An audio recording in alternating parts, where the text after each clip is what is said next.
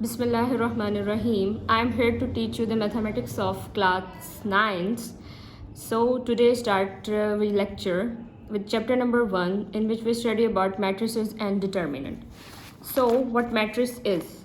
A rectangular array or a formation of collection of real numbers, say 0, 1, 2, 3, 4 and 7, such as, वो क्या कह रहा है कि आर रेक्टेंगुलर अरे बेसिकली हमारे पास रोज़ एंड कॉलम्स होते हैं और formation of collection of real numbers या रियल नंबर्स की कलेक्शन को हम फॉर्म करें in the form of rows and columns. जैसे उसने यहाँ पर हमें कहा है कि such as 1 7 3 2 4 0 and then enclose by brackets, और हम फिर उसको स्क्वायर ब्रैकेट्स के साथ इनक्लोज करते हैं set to be a matrix. उसने अगर इनक्लोज करके भी बताया कि अगर हम मैट्रिक्स मतलब हम नंबर्स को कलेक्शंस ऑफ नंबर्स को इस तरह हम ब्रैकेट्स में इनक्लोज कर दिया है, ठीक है। सिमिलरली वो कह रहा है 0 3 1 4 इज़ अनदर मैट्रिक्स। इसी तरह अगर हमारे पास सिर्फ ये हो 0 3 और 1 4 मतलब एक छोटी हो तो ये भी हमारे पास एक मैट्रिक्स होगी। उसने क्या कहा है कि we term the real number used in the formation of a matrix as entries और एलिमेंट्स ऑफ द मैट्रिक्स। अब वो क्या उसने क्या कहा है कि ऊपर ही वो बता रहा है कि कलेक्शन ऑफ रियल नंबर्स, ठीक है, 0 1 2 3 4 एंड 7। आगे वो क्या कह रहा है कि हमने क्या टर्म यूज़ किया है, रियल नंबर्स, ठीक है। हमने मैट्रिक्स की फॉर्मेशन में क्या यूज़ किया है, रियल नंबर्स को यूज़ किया है, तो हम क्या कहेंगे कि वो क्या होंगी, एंट्रीज़ होंगी या वो उन मैट्रिक्स का एलिमेंट्स होंगे।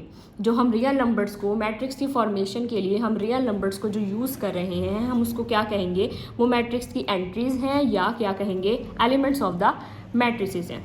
आगे वो क्या कह रहे हैं, the matrices are denote conventionally by the capital letters ABCD so on of the English alphabets.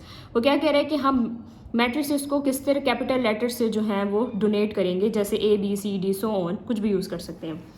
Now move on to rows and columns of a matrix. अब हमने पढ़ा है कि बेसिकली मैट्रिक्स क्या होती है, रेक्टेंगुलर अरे होता है, ठीक है।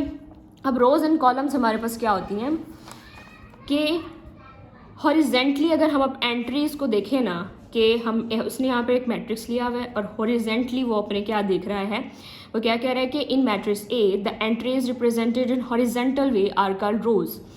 वो क्या कर रहा है कि हॉरिजेंटली एंट्रीज को जो है वो देख रहा है, तो वो क्या कह रहा है कि जो हमारे पास हॉरिजेंटली एंट्रीज है ना हम इसको रोज कहेंगे, और जो हमारे पास वर्टिकली एंट्रीज होंगी वो हमारे पास क्या होंगी, वो हमारे पास होंगी कॉलम्स होंगी, ठीक है।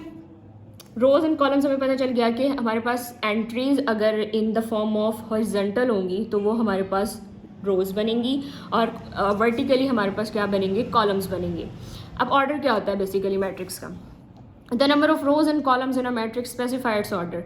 जितने हमारे पास मैट्रिक्स के अंदर रोज होंगी, जितने हमारे मैट्रिक्स के अंदर कॉलम्स होंगे, वो क्या स्पेसिफाई करेंगे, वो उस मैट्रिक्स का ऑर्डर को स्पेसिफाई करेंगे कि अगर 2 रोज़ हैं 2 कॉलम्स हैं तो उसका ऑर्डर 2 by 2 का है, अगर 3 रोज़ हैं 3 कॉलम्स हैं तो उस मैट्रिक्स का ऑर्डर 3 by 3 का है, ठीक है। सपोज करें कि अगर हमारे पास एक मैट्रिक्स M है, ठीक है, उसके पास M रोज़ हैं एंड कॉलम्स हैं, तो हम क्या कहेंगे, जो मैट्रिक्स M है वो हमारे पास किस ऑर्डर का है, M by N ऑर्डर का है, ठीक है। फॉर एग्जांपल अब उसने एग्जांपल ले लिया, उसने एक मैट्रिक्स लिया है M, उसमें क्या लिए हैं, उसने एंट्रीज ली हैं 1 2 3 1 0 2 इज़ ऑफ ऑर्डर। अब हमें कैसे पता चलेगा मुझे कि मेरे पास इसमें कितने रोज़ हैं और कितने कॉलम्स हैं। हॉरिजेंटली मैं देखूं तो मेरे पास कितने रोज़ बन रही हैं, 2 रोज़ बन रही हैं, और वर्टिकली अगर मैं देखूं तो मेरे पास 3 कॉलम बन रहे हैं। तो मेरे पास जो M मैट्रिक्स है वो कितने ऑर्डर का है, वो 2 by 3 ऑर्डर का है, ठीक है। Since it has 2 rows and 3 columns, आगे वो बता भी रहा है कि इसके पास कितनी रोज़ हैं, 2 रोज़ हैं 3 कॉलम्स हैं, तो हम क्या कहेंगे ये किस ऑर्डर का है, 2 by 3 ऑर्डर का है। इसी तरह द मैट्रिक्स N 1 -1 2 2 1 3 3 0 7। अब मुझे इसने एक मैट्रिक्स N दे दिया है, वो कह रहा है कि मुझे इसका ऑर्डर बताएं कि इसका ऑर्डर क्या बनता है। तो मैं इसमें अगर रोज़ देखूं तो मेरे पास 3 रोज़ हैं और वर्टिकली मेरे पास 3 कॉलम्स हैं, तो ये 3 by 3 का मैट्रिक्स है, ठीक है। और P एक और मैट्रिक्स दे रहा है, उसके पास अगर मैं हॉरिजेंटली देखूं तो 1 रो बन रही है और 3 कॉलम्स बन रहे हैं, ठीक है। तो मैं इसका ऑर्डर मैं क्या बताऊंगी कि ये 1 by 3 का है। Move on to the exercise. अब एक्सरसाइज 1.1 में उसने क्या कहा है कि क्वेश्चन नंबर 1 ही वो हमें ये दे रहा है कि मुझे इन मैट्रिसेस का ऑर्डर निकाल के दें। हमने अभी यही पढ़ा है ना कि ऑर्डर बेसिकली क्या होता है कि एक मैट्रिक्स के अंदर number of rows and number of columns कितने हैं, ठीक है। तो अभी हमने पढ़ लिया, अब हम इसकी एक्सरसाइज के कुछ क्वेश्चन जो हैं वो हल कर लेते हैं। उसने एक मैट्रिक्स दे दिया अब मुझे बताएं कि इसमें कितनी रोज़ हैं। हॉरिजेंटली इसके पास 2 रोज़ हैं और इसके पास कॉलम्स कितने हैं, 2 ही कॉलम्स हैं, तो ये मेरे पास जो है वो 2x2 का मैट्रिक्स है। बी को देखें तो हमारे पास इसमें भी क्या है, 2 रोज बन रही है हॉरिजॉन्टली और वर्टिकली 2 कॉलम्स बन रहे हैं, तो ये भी 2x2 का मैट्रिक्स है। मूव ऑन टू सी को देखें तो हमारे पास हॉरिजॉन्टली सिर्फ 1 रो बन रही है और वर्टिकली 2 कॉलम्स बने हैं, तो ये 1x2 का मैट्रिक्स है, इसका ऑर्डर क्या है 1/2। डी को देखें तो इसमें हमारे पास हॉरिजॉन्टली 3 रोज बन रही हैं और कॉलम सिर्फ 1 ही है, तो 3/1 का है ये। ई को देखें तो इसमें हमारे पास 3 रोज बन रही हैं और 2 कॉलम्स हैं, तो ये 3/2 का मैट्रिक्स है। एफ को देखें तो हमारे पास हॉरिजॉन्टली 1 रो है और 1 ही कॉलम है, तो ये 1x1 का मैट्रिक्स है। जी को देखें तो इसमें हमारे पास 3 हॉरिजॉन्टली रोज बन रही है और 3 कॉलम्स बने हैं, तो 3/3 का मैट्रिक्स है। एच को देखें तो हमारे पास क्या बन रही हैं, 2 हॉरिजॉन्टली रोज बन रही है और 3 कॉलम्स बने हैं, तो 2/3 का मैट्रिक्स है। हमने निकालना सीख लिया कि हम अगर हमें कोई भी मैट्रिक्स गिवन हो तो उसका ऑर्डर कैसे निकालने थे, हम उसमें क्या काउंट करेंगे कि हमारे पास रोज कितनी है और हमारे पास कॉलम्स कितने हैं। ठीक है, अब आगे हमारे पास है इक्वल मैट्रिसेस क्या होती है। मैट्रिसेस कह रहे हैं इक्वल, तो उसके लिए हमें 2 मैट्रिसेस चाहिए होंगे। ठीक है, 2 मैट्रिसेस उसने क्या लेट कर लिया, उसने कहा कि लेट कर लेते हैं ए और बी, मेरे पास 2 मैट्रिसेस हैं, then A is said to be the equals to B. एक हम तब कहेंगे कि वो बी के इक्वल है एंड डिनोटेड बाय, और उसको डोनेट कैसे करेंगे, A equals to B if and only if. ठीक है, 2 कंडीशंस हैं, वो हमें अगर फुलफिल नहीं होंगी तो हम नहीं कहेंगे, हम ये नहीं कह सकते कि हमारे मैट्रिसेस इक्वल हैं। सबसे पहले क्या, the order of A equals to the order of B. Order अभी हम पढ़ के आए कि number of rows and number of columns बराबर होने चाहिए दोनों मैट्रिक्स के। अगर उसमें 2 रोज 2 कॉलम्स हैं तो बी मैट्रिक्स में भी 2 रोज 2 कॉलम्स होंगे, तब हमारे पास जो है वो इक्वल होंगे। दूसरी कंडीशंस क्या आ रही है, their corresponding entries are equal, कि उनमें जो एंट्रीज हैं, एंट्रीज बेसिकली क्या है कि एलिमेंट्स जो गिवन है 1 2 3 सो ऑन, जो भी हमारे पास मैट्रिसेस में एलिमेंट्स गिवन होंगे वो भी क्या होने चाहिए, इक्वल होने चाहिए। अब वो इक्वल कैसे होने चाहिए, हम इसकी एग्जाम्पल से हम इसको समझते हैं कि क्या कहना चाह रहे हैं वो। उसने एग्जाम्पल ली है ए और बी, 2 मैट्रिसेस ले लिए, अब उसने कहा कि ये इक्वल मैट्रिसेस हैं। अब हम देखते हैं कैसे ये इक्वल मैट्रिसेस हैं। देखें, उसने कहा कि सबसे पहले हमने क्या चेक करना है कि दोनों मैट्रिसेस के ऑर्डर बराबर होने चाहिए, कि रोज एंड कॉलम्स जो हैं दोनों मैट्रिसेस के बराबर होने चाहिए। सो देखते हैं कि इसमें कितने रोज हैं ए में और बी में कितने रोज हैं। देखिए, हॉरिजेंटली इसके पास 2 रोज बन रही है और वर्टिकली इसके पास 2 कॉलम्स बने। बी मैट्रिक्स के भी हॉरिजेंटली जो है वो 2 रोज बन रही है और वर्टिकली जो है 2 कॉलम्स बने। ऑर्डर बराबर हो गया, 2x2 का ही ए मैट्रिक्स है, 2x2 का ही बी मैट्रिसेस है। सबसे पहले क्या हो गया, हमने इनके ऑर्डर बराबर हो गए, एक कंडीशन फुलफिल हो गई। या दूसरी कंडीशन क्या है, their corresponding entries are equal. Their corresponding entries are equal, इनकी जो है एंट्रीज भी बराबर होनी चाहिए। अब एंट्रीज कैसे बराबर होंगी देखते हैं। 1 1, इसके पास भी 1 है, इसके पास भी 1 है।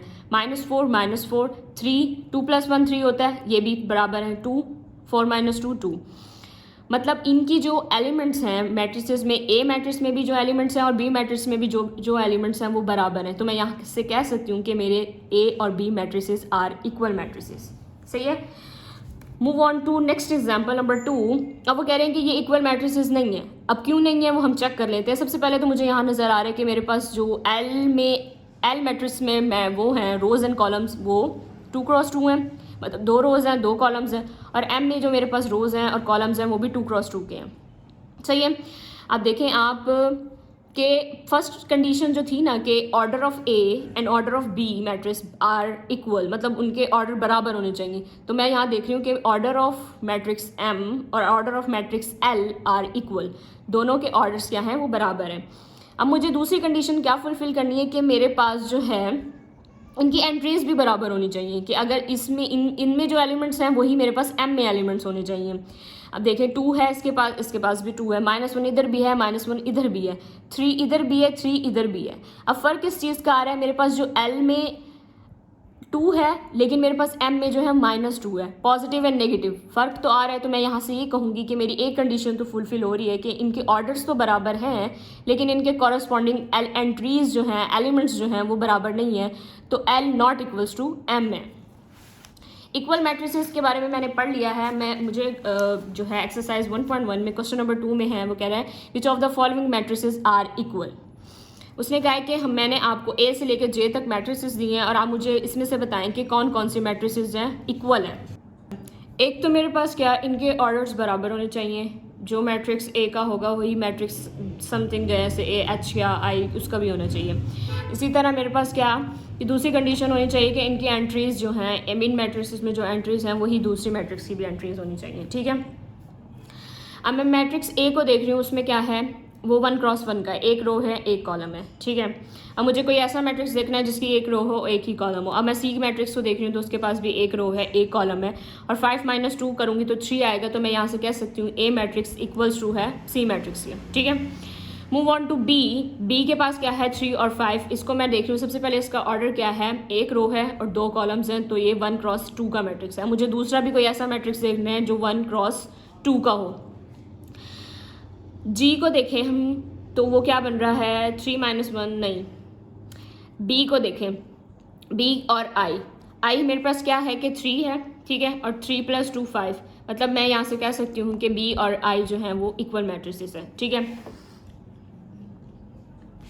अब देखें ई में हमारे पास क्या है 4 6 2 0। सबसे पहले इसका ऑर्डर क्या है 2 क्रॉस 2 का। एच भी हमारे पास 2 क्रॉस 2 का है, इनके नंबर ऑफ एलिमेंट्स भी क्या है कॉरस्पॉन्डिंग वो बराबर है। ठीक है, इसी तरह मैं जे को देखती हूँ तो वो भी क्या है 2 + 2 4, 2 + 4 6, 2 - 2 0, 2 + 0 2।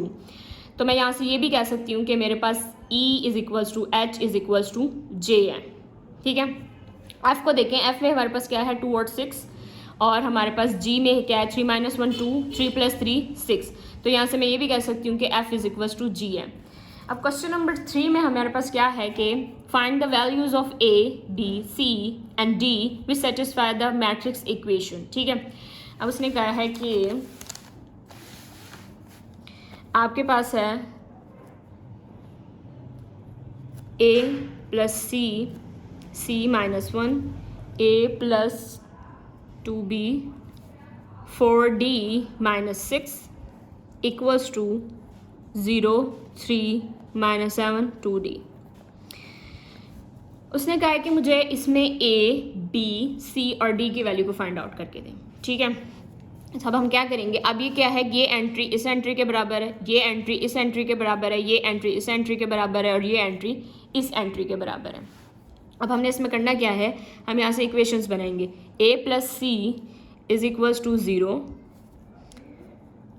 इसके बाद a + 2b is equals to -7, c - 1 is equals to 3 और 4d - 6 is equals to 2d।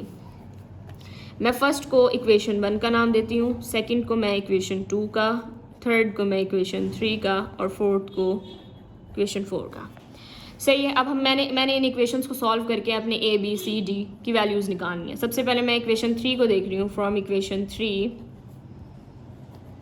ठीक है, c - 1 इज इक्वल्स टू 3। यहाँ से मैं c की वैल्यू निकाल सकती हूँ। कैसे, -1 को मैं इक्वेशन के दूसरी साइड पे ले जाऊँगी, क्या हो जाएगा 3 + 1, तो मैं यहाँ से कह सकती हूँ c is equals to 4।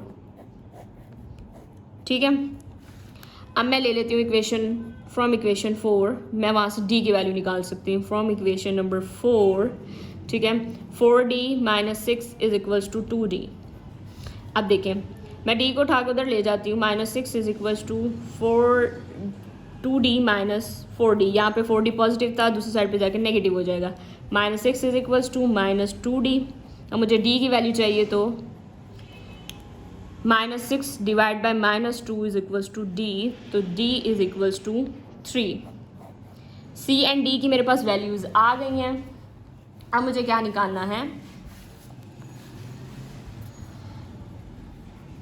a। अब मैं क्या करती हूँ कि मैं put c is equals to 4 in equation number 1। सही है, a + c is equals to 0। c मेरे पास क्या है 4, so put 4 in equation number 1। a + 4 is equals to 0। मैं 4 को उठा के इक्वेशन की दूसरी साइड पे ले जाऊंगी तो ये हो जाएगी नेगेटिव, तो a is equals to -4। Next, मुझे c की वैल्यू भी निकल गई है, d की वैल्यू भी निकल गई है, a की वैल्यू भी निकल गई। अब मुझे क्या निकालना है, अब मुझे निकालनी है b की वैल्यू। सो मैं पुट कर देती हूँ इन इक्वेशन नंबर 2 में। इक्वेशन नंबर 2 देखें, a + 2b is equals to -7। b की वैल्यू a की वैल्यू मैं निकाल चुकी हूँ, मैं इस इक्वेशन के अंदर पुट कर देती हूँ। a की वैल्यू क्या है -4, plus 2b is equals to -7। So b की वैल्यू -4 में a की वैल्यू मैंने पुट कर चुकी हूँ। a इसको उठा के मैं इक्वेशन के दूसरी साइड पे ले जाऊँगी तो -7 + 4 ये क्या हो जाएगा 2b इज इक्वल्स टू -7 + 4 मेरे पास हो जाएगा -3b इज इक्वल्स टू, मुझे सिर्फ यहाँ पे b की वैल्यू चाहिए तो ये हो जाएगा -3/2। तो यहाँ से मेरे पास जो है मेरे a b c d की वैल्यूज़ आ गई हैं। सो a इज इक्वल्स टू -4 है, b इज इक्वल्स टू -3/2 है, c इज इक्वल्स टू 4 है and d is equals to मेरे पास 3 है। So in this lecture we learn about what matrix is, rows and column of a matrix, order क्या होता है matrix का और इक्वल मैट्रिसेस हम कैसे फाइंड आउट करते हैं। ठीक है, in our next lecture we learn about the types of matrices कि हमारे पास मैट्रिसेस की कितनी टाइप्स होती हैं। ठीक है, तो see you in the next video.